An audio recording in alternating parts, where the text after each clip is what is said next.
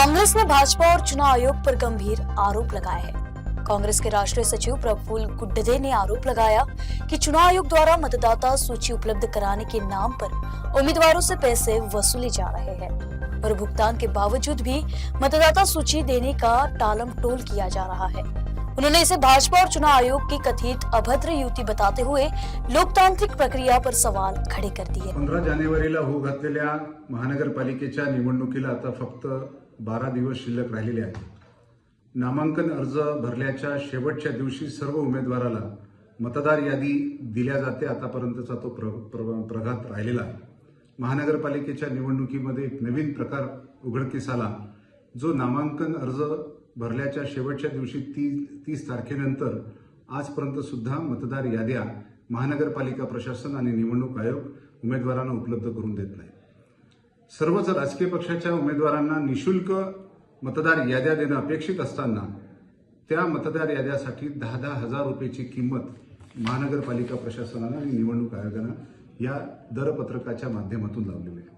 आणि ते पैसे भरले तर पैसे भरल्यानंतर सुद्धा महानगरपालिका प्रशासन त्यानंतर प्रिंटरला ऑर्डर देईल आणि 3 दिवसानंतर ती यादी प्रत्यक्षात हातात येणार आहे।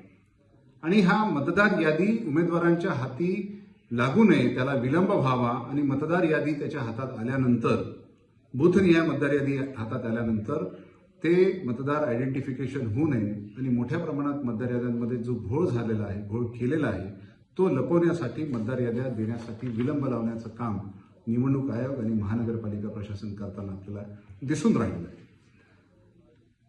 झाली पाहिजे, पारदर्शित झाली पाहिजे। मात्र निवडणूक आयोगाचा जो एकंदरीत कारभार राहिलेला आहे तो सुरुवातीपासून संदिग्ध राहिला आणि भारतीय जनता पक्षाला त्याचा लाभ व्हावा या दृष्टिकोनातून त्यांचं कार्य सातत्यानं दिसून येत आहे। मतदार याद्या उमेदवारांपासून का लपवून ठेवल्या जात आहे, त्याला देण्यासाठी विलंब का लावला जात आहे।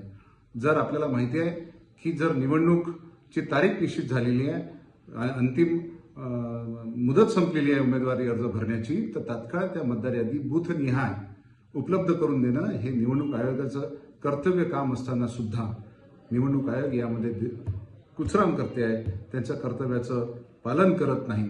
त्यामुळे ह्या संपूर्ण निवडणूक प्रक्रियेवरती आमचा संशय निर्माण झालेला आहे।